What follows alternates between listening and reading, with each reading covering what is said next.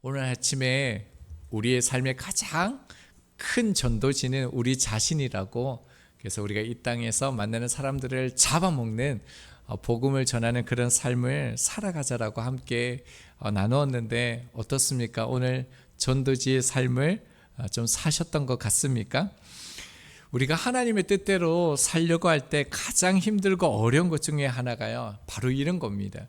하나님의 뜻대로 살고 싶은데 어떻게 할지를 잘 모르겠다라는 겁니다. 주님이 나의 주인 되신 삶, 주님과 함께 그 동행하는 삶을 살겠습니다, 이렇게 결단하고 기도하고요. 근데 막상 현실로 이렇게 딱 들어가면 지금 무엇을 하는 것이 하나님의 뜻일까? 말씀을 어떻게 적용해야 하는가? 이렇게 감이 잘 잡히지가 않습니다. 그러다 보면 어떻습니까? 결국이요, 이전에 내가 생각했던 그 기준, 내가 편한 방식대로 또 이렇게 또 살아가게 되는 것이죠. 오늘 본문에 나온 베드로가 딱 그렇습니다. 하나님의 말씀을 들었는데 어떻게 해야 될지를 잘 모르는 거죠. 말씀을 한번 살펴보겠습니다. 17절입니다. 베드로가 본 바 환상이 무슨 뜻으로 속으로 의아해하더니 마침 고넬료가 보낸 사람들이 시몬의 집을 찾아 문 밖에 서서, 분명히 지금 베드로가요 환상을 보았습니다. 자, 그런데 뭐라고 얘기합니까? 무슨 뜻인지 의아해했다라는 겁니다. 여러분, 어렴풋이 본 게 아니에요. 너무나 뚜렷한 분명한 환상을 보았죠. 큰 보자기가 하늘에서 내려왔는데 그 보자기 안에는 정결한 짐승과 부정한 그 짐승들이 담겨 있었죠. 하나님께서 베드로야 잡아먹어라.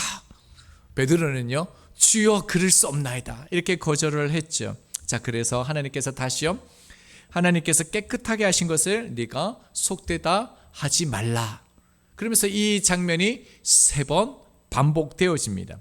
자, 그런데요, 베드로가 이 분명하고도 또렷한 하나님의 음성을 듣고도 뭐라고요? 속으로 의아해하더니 라고 얘기합니다. 의아해하다라는 것은요, 출구를 찾지 못하는 거예요. 답이 뭔지를 모르겠다는 거예요.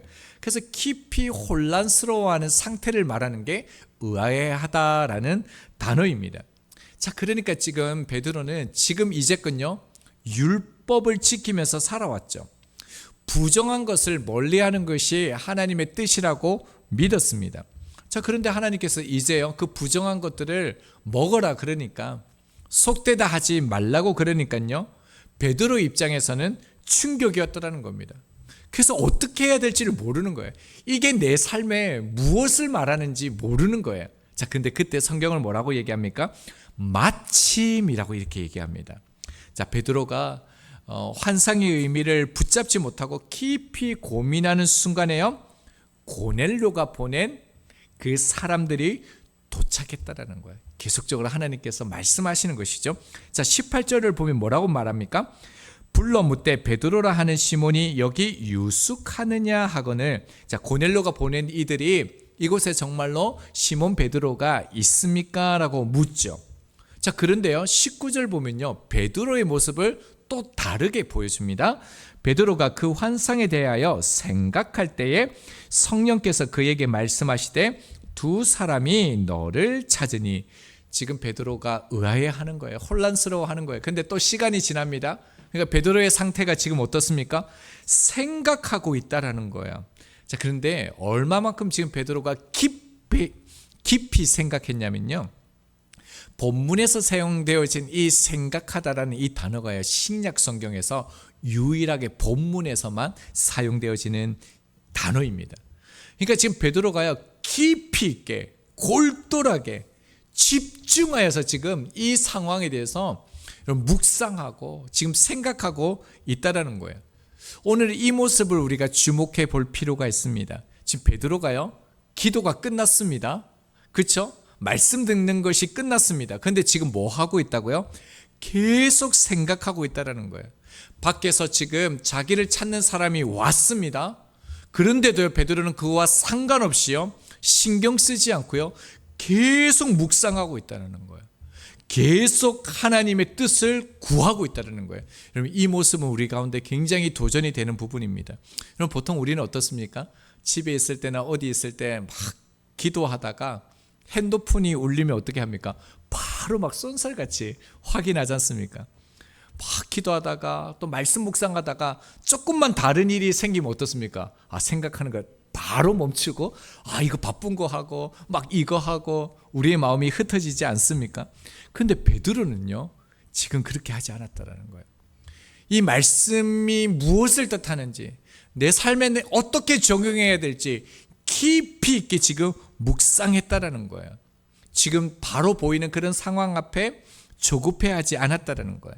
이 모습이 우리 가운데 굉장히 중요합니다. 자, 다시 말씀을 보면요, 베드로가 생각할 때에 성령께서 그에게 말씀하시대요. 여러분, 언제 성령께서 말씀하셨다고요? 생각할 때. 이 생각은 그냥 생각하는 게 아니에요. 신약 성경에서 단 한 번 나오는 단어, 깊이 있게 생각했다라는 거예요.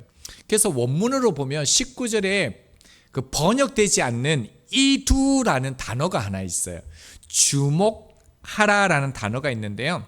그러니까 19절 하반절을 읽으면 이렇게 얘기해야 됩니다. 성령께서 그에게 말씀하시되 주목하여 보라. 그리고 난 다음에 두 사람이 너를 찾고 있다라고 이렇게 보는 것이 원문에 가깝습니다. 여러분, 이 말이 뭐냐면 그 주님의 뜻을 알고자 깊이 있게 생각하는 사람이에요. 정말 집중하여서 이 말씀이 내 삶에 어떻게 풀어내기를 원하시는지를 집중하는 사람에게 성령께서 주목하여서 말씀해 주신다는 것입니다. 물론 그 성령님께서 우리 가운데 말씀하시는 방법은 사람에 따라 다릅니다. 베드로처럼 말씀으로 들려주시는 경우도 있겠죠. 근데 어떤 자리에 갔을 때 어떤 사람의 말을 통해서 이거구나 이렇게 깨닫게 하시기도 합니다. 또 어떤 사람과 만남을 통해서 대화 가운데서 깨닫게 하시고요. 또 심지어는 제가 오늘 이무종 집사님 대화하는 가운데 또 엄청난 진리를 하나 발견했거든요. 오늘 쓰려다가 안 된다. 이건 너무 중요하다. 그래서 주일이나 쓰려고 하는데 행동을 보면서도요, 하나님의 뜻을 깨닫는다니까요. 어떤 사람이 하는 그 조그만 행동인데도 그 속에 이게 하나님의 뜻이구나. 이게 순종의 의미구나. 깨닫게 되어진다는 것이죠. 중요한 게 뭡니까? 하나님의 뜻을 간절히 구하는 사람, 여러분 생각하는 사람.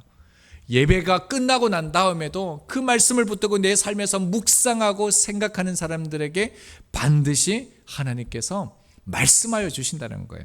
그래서 야고보서 1장 5절에 보면요, 너희 중에 누구든지 지혜가 부족하거든 하나님께 구하라. 그리하면 주시리라. 여러분, 여기에서 구하라는 것은요, 확신에 찬 상태를 말합니다. 그러니까 의심을 가지고 구할 수가 없다라는 거죠. 정말 하나님 앞에 확신찬 그 믿음을 가지고 구하면 반드시 하나님께서 말씀해 주신다는 거예요. 그게 오늘 베드로였다는 겁니다. 자, 그러니까 성령님께서 베드로에게 뭐라고 말씀하십니까? 20절을 보면요, 베드로에게 일어나라는 거예요. 그리고 의심하지 말고 그들과 함께 가라라고 말씀합니다. 자, 그리고 난 다음에 이제 베드로의 모습이 중요합니다. 21절입니다. 베드로가 내려가 그 사람들을 보고 이르되 내가 곧 너희가 찾는 사람인데 너희가 무슨 일로 왔느냐?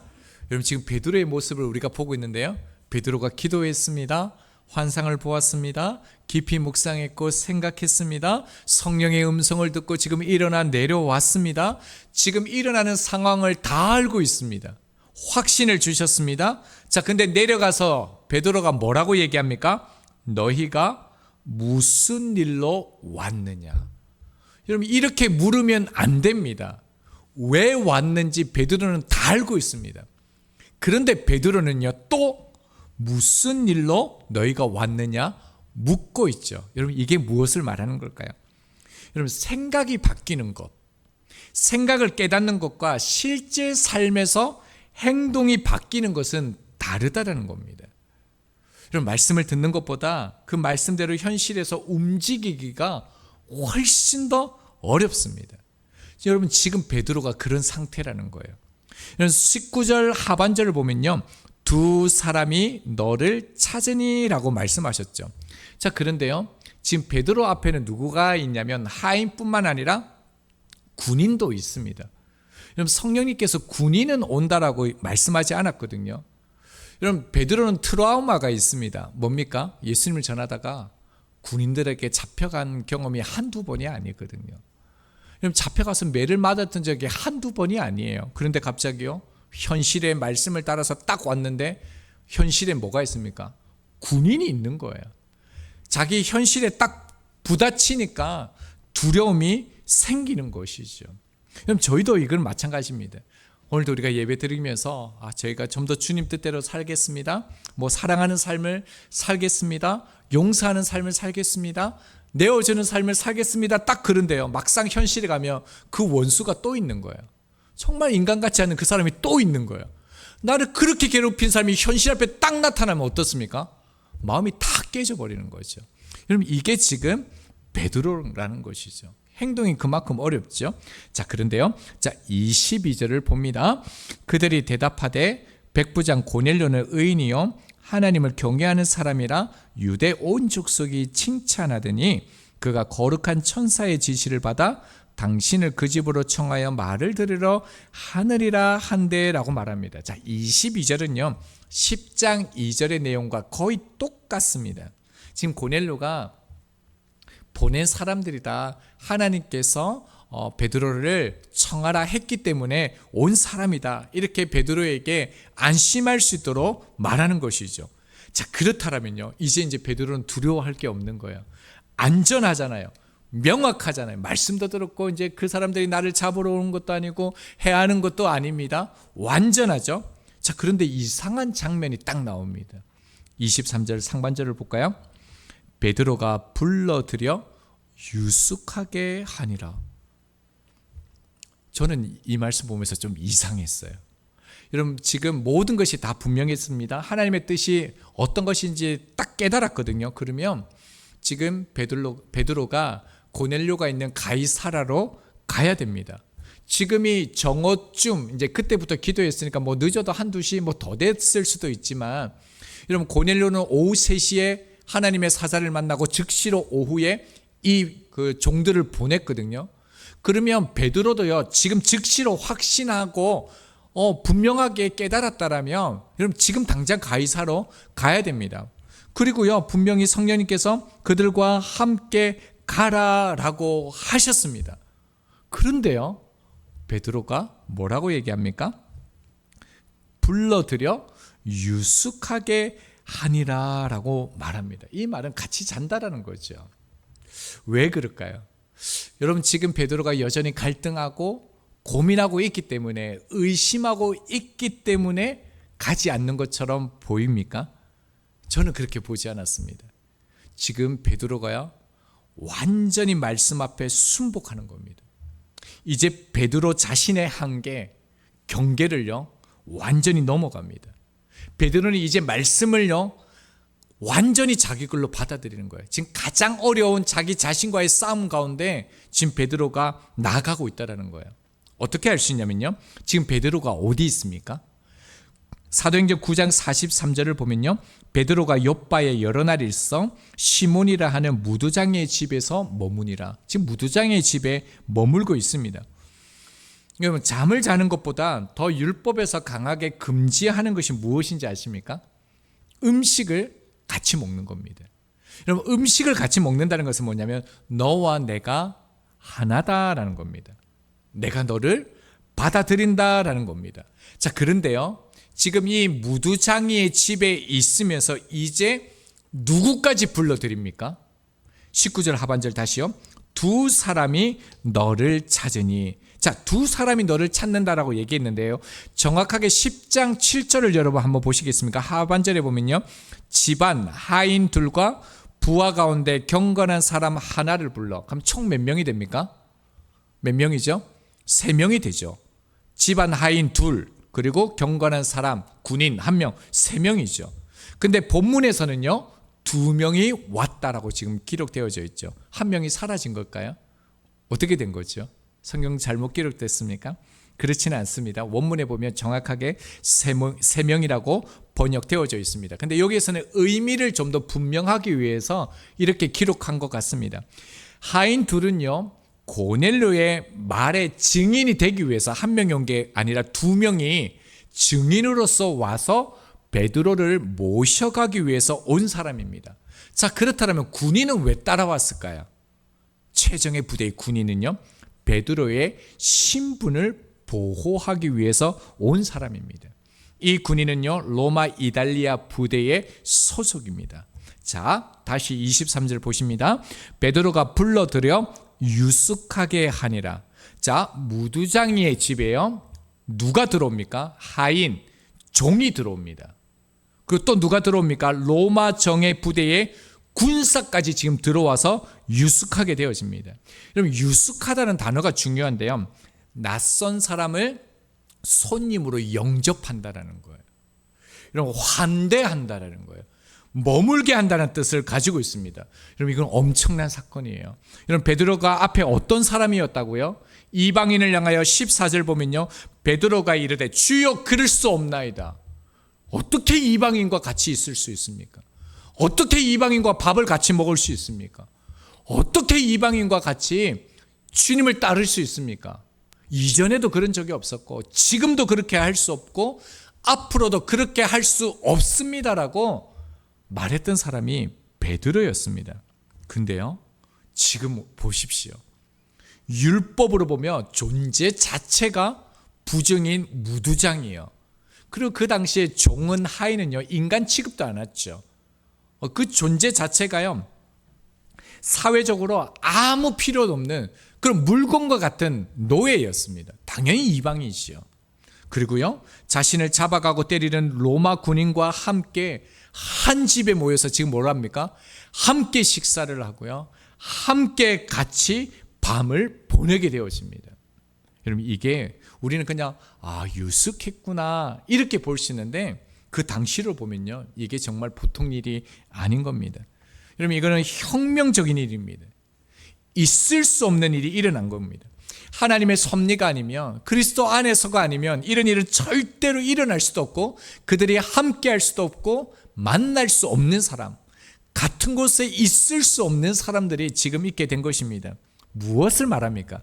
베드로가 그들을 유숙하게 받아들였다는 건 어떤 의미입니까? 단순히 공간만을 내어준 게 아니에요. 자신의 삶의 경계 안으로 받아들이는 거예요. 그들을 나와 네가 하나라는 거예요. 가족으로 받아들였다는 거예요. 여러분, 가이사랴로 가기 전에 지금 베드로가 하나님 앞에서 그 말씀 앞에 철저히 순복하고 있는 모습을 우리 가운데 보여주고 있다는 겁니다. 여러분, 이 모습을 잘 생각해 보십시오. 한번 상상해 보십시오. 하나의 집이 있습니다. 이방인의 집입니다. 부정한 집입니다. 근데 그 안에요, 온갖 이방인, 가장 더럽고 소외된 사람들이 함께 모여 있습니다. 여러분, 여기에서 그들이 뭘 했겠습니까? 베드로가 찬양하지 않았겠습니까? 함께 기도하지 않았겠습니까? 하나님의 주신 말씀을 함께 나누지 않았겠습니까? 여러분, 이곳이 어디라고요? 최초의 이방 교회가 되었다는 겁니다. 무두장의 집에서 하나님의 나라, 하나님께서 그토록 꿈꾸시는 이방인들, 모든 족속들이 함께 모여서 예배하는 그 하나님의 나라가 지금 이곳에서 실현되어지고 있다는 겁니다. 그래서 20절을 보면요, 일어나 내려가 의심하지 말고 함께 가라. 여기서 의심하다는 단어는요, 구별하지 말고라는 뜻을 가지고 있습니다. 이방인이든지 노예든지 유대인이든지 구별하지 말고 함께 가라라는 겁니다. 여러분, 오늘 본문을 통해서 우리는 무엇을 알게 됩니까? 하나님께서 얼마나 하나 되게 하시는 그 한 사람을 찾으시는지, 그토록 바라시는지를 우리 가운데 보여주시는 것입니다. 하나님께서 얼마나 하나 되는 교회를 찾고 계시고 만들고 싶어 하시는지를 우리 가운데 보여주시는 것이죠. 이제 말씀을 맺겠습니다. 여러분, 무두장의 집이 어떠했을 것 같습니까? 여러분, 저 바닷가 그 구석지기 아무도 찾지 않는, 그리고 왜 거기에 있다고요? 냄새 때문에. 여러분, 냄새 때문에 사람이 살 수 없기 때문에 그 무두장의 집은 아무도 없는 그 구석지기에 있는 것이죠. 그 집이 얼마나 초라했겠습니까? 얼마나 더러웠겠습니까? 얼마나 볼품이 없겠습니까? 얼마나 사람이 흠모할 것이 없겠습니까? 자, 그런데요, 진짜 아름다움이 무두장이의 집에 있었습니다. 진짜 사랑이요, 무두장이의 집에 있었습니다.